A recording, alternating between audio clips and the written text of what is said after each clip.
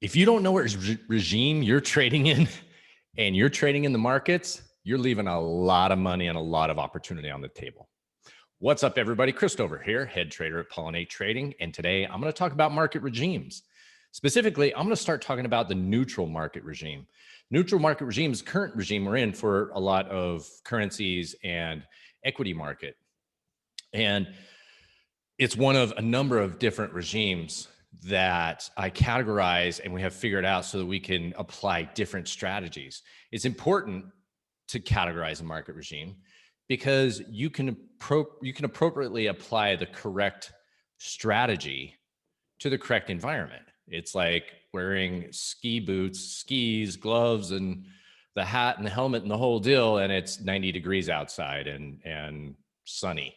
It's just the wrong environment. And that's what market regimes do. It kind of organizes everything correctly so that then you can break it down and you can trade appropriately. So let's go to the charts.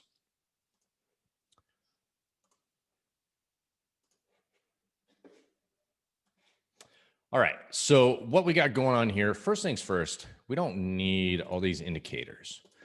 What we got is, pretty simply put, a sideways market. As you can see, we are sideways channeling. There's not a lot of surprise that this is happening. Why? Because this is what happened after big moves. This is a big bull quiet. This is a bull volatile. This is a sideways neutral. So I've just shown two different categorizations of what happens. When you have a bull quiet that is bullish and it's just quietly rising, you don't get a whole lot of craziness. It'll pull back a little bit and then you get your volatile, the bull volatility, which indicates a top. When you get to that bull volatile, the topping sort of pattern, that's going to bring back the neutral regime. And the thing about a neutral regime is there's no direction other than up and down, up and down, up and down. Sometimes it's called a limit order market because you put a limit order at the bottom and a limit buy at the bottom and a limit sell at the top. You can find a number of easy places in here. But what's important to know is there's no real direction. Now, I use a tool called the SQN, and some of you who follow me, work with me, you're familiar with the system quality number. This is an indicator that Van Tharp created. I just started using. We got a couple of them coded up and put on TradingView. So, you know, it's free, whatever. It's not that hard to calculate. There's nothing proprietary about it. There's nothing fancy about it. I'm nobody special because I shared it. It just helps. And this is the SQN. Now, the thing that's good about the SQN is it is also what's bad about it. And people don't really understand this point well enough. The SQN is a lagging indicator. It's not there to tell you what to do tomorrow. It's there to tell you generally what's happening. So what I like to say is it's like a calendar. A calendar is going to tell you generally the seasons of what season you're going to be in, but it doesn't tell you the temperature and the weather conditions tomorrow. It tells you kind of a conglomerate of what to look for in that environment. And that's the most important part of understanding market regimes, is you're not there to try to understand exactly what to do every minute of every day. The market regime is going to say, this is where your highest probability success trading is going to be like. This is what the characteristics of that is going to be like. And these are the sort of things to expect. So when we go from the bull quiet to a bull volatile, and you notice that it is lagging, right? So here, this is indicating neutral. And if you go a couple of weeks or a month into it, you realize that you're out of neutral, and that's starting to look like a bull market. And a little bit later, it shows up as a bull market. And then we rip higher and we turn into bull volatile, and it shows up as bull volatile. And then you start wearing it out. And now all that declines. So this is important to note why you don't use the SQN to tell you exactly where you are on the day-to-day. That's not the job of the SQN. The SQN is to tell you, okay, where are we generally at right now, and what can we expect? Well, I'll tell you, in bull volatile, which is this blue one here, is major market tops. You don't get a major market top without a bull volatile. But what you do get is sideways action. You can wear out bull volatile sideways. And typically what happens after a major move, I mean, we're looking, we broke out at 110, we went up to 120 on the euro. It's going to consolidate quite a bit. And it's going to look like the best sell setup in the world the day before the US election. And then it can probably just turn right back up and go to the top there. It can bang right down to the bottom. It can do a number of things. So what we have now is we realize we're in a neutral environment, and the rate of change that the SQN is dropping, we go from like mid 2 level down to 72 in about that is a month. So that's rapid decline into neutral. So we understand we're in a neutral environment. Now, what's interesting to note, I want to point this out. We're going to go very far back into time. Let's go back into the very beginning of the dollar index. So it starts in 1967, but it really starts to be obvious, obviously, when it comes off the gold standard things. That's when it becomes an interesting measure. What I want to point out is that it's in this equilibrium level. It's at this point where basically the dollar has either it's just obvious that something big is about to happen. When you have a move down to this 92 level, you see move up to 92s and fail, down to 92s and rally. It's a big, important level. Most people don't talk about it. Most people talk about, oh, the dollar's, below $90. Oh my gosh, it's the worst thing in the world. And you'll notice that for a good majority of the dollar's life since the late 70s, it has spent a good amount of time in a weak dollar environment. So what that's telling us right now is the market is, if we're at this balanced area, if we're at this point that like is a major decision point, this is a very neutral market regime. There's nobody knows what's going to happen. You can draw trend lines, you can do all sorts of weird things, but until this really gets resolved, we're in a neutral regime. And that is playing out across all asset classes as well. So let's have a look at my favorite Nasdaq, which we've had an amazing year on. Now, if you've been following along, we've been talking about being in a bull quiet market regime as it happened back in October, and it happened. It did. And then we started pulling back, and there's just this indecision. So that looks more like a neutral market regime, because that's what you get. You either get a major sell-off after a bull volatile, or you get a whole lot of neutral activity in a neutral environment. And again, from 270 down to 80, let's say 82. This would have been in the 70s, probably 80 or so, 71. That sort of speed, the rate of change from bull volatile to neutral is very, very fast. And what you've done is you've worn out a lot of this just unbridled bullishness. And if you were paying attention during the first half of the year, we were buying Nasdaq the whole way up. We got sent out the warning here. It was the last week of August, saying we're about to get a lot of pain. Let's get out of there. One of the reasons was market regime gave me the insight to say, hey, this is what a major market top or a sideways market coming from a major move is going to look like. The remainder of the decade may look like this. This is not uncommon.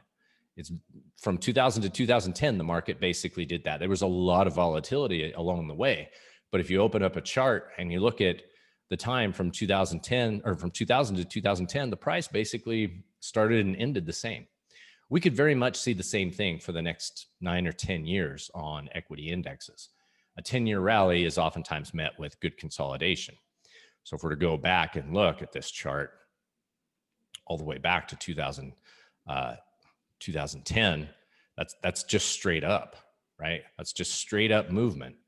And what you would expect is some more of this type of action, pulling back, consolidation.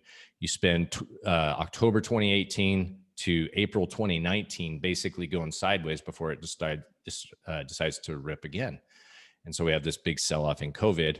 We break out, we go up, do our measured move, we hit our measured move target, and now we're expected to go sideways for a while.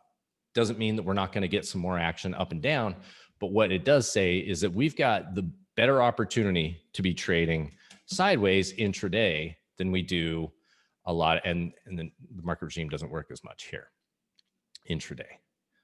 So when we're looking at market regimes and things to trade, we want to find setups that are going to give us that sideways action that that we're always looking for. So we got some, and it's very simply done with overnight highs, overnight lows, and so if we look at today's Nasdaq sell-off, basically market opens, rallies, puts in a double top, and dumps all the way to the bottom. That's an always in sell market. And what does it do? It finds the overnight low. Sorry, that would be Friday's low. It finds Friday's low, and that's where we get a bounce. And so where are we most likely to bounce? Unless something abnormal happens, we still got another hour of trading according to this time frame. Probably going to get up into this 1190 area, somewhere around here where we have some sort of resistance, unless things get squirrely and they want to continue to sell. And that's fine, because we know that we've got other price levels to look at from the previous weeks. And my son, if you can hear him in the background, agrees. He's not a fan. So that's pretty much what we're looking at here. There's not a lot of conviction in a neutral market. We want to be selling highs and we want to be buying lows. Down here is a great place to be looking to buy. Look back on your charts and start to find these other areas that ended up to find a little bit of support. That's when if you're shorting, you want to cover your shorts down there. If you're buying, that's what you want to buy. And if you're up here market opens, your overnight high is oftentimes the highest it's going to get before it moves down in a neutral market regime. In a bull quiet, that's a different story. Bull volatile, bear quiet, bear volatile, all different stories. But in a neutral market regime, we want to be looking to sell tops and we want to look to buy bottoms. Get in down low, get out when you can, short up at when you have a nice short setup, which we had here, take that and then start getting out where it's easy to get out. Right here, it was obvious that this would have been a good spot to exit. However, if you really want to hold for the glory trade, you go for the overnight lows, or at least Friday's lows. Looking at overnight high, overnight lows, weekly high, weekly lows, and fading at those turning points is going to help you a lot. So what does that mean when we talk about having market regimes? We want to start looking at strategies. The failed vol breakout strategy got this one. It was a little bit overextended. It's too hard to fill positions there, but you can look at that to be the thing. You can look at that as a weapon to get in. Personally, I like price action as opposed to using the failed vol breakout strategy. Is more of a swing trade strategy for me. But this setup here is a nice one. We have the opening rally. It can't really do anything. Can't even put even an overnight high. Inside bar, you can put a sell below the low, and you can put one tick below the low. You can put a buy one tick above the high on this 820 candle. So at 830, this thing opens and just pulls us right in. Now, I'm trading this. I'm looking to get out in the mid-range here. I'm catching 1, maybe 2R on this, but you could have held out for almost 3 or 4R on it and done pretty well. And now we find ourselves into the end of the day where things are, we're going into the election thing tomorrow. So interesting. Anyway, guys, that's all I wanted to cover today. Really simple, understanding what a neutral market regime means. There's not a lot of direction. So you're going to want to have day trading strategies.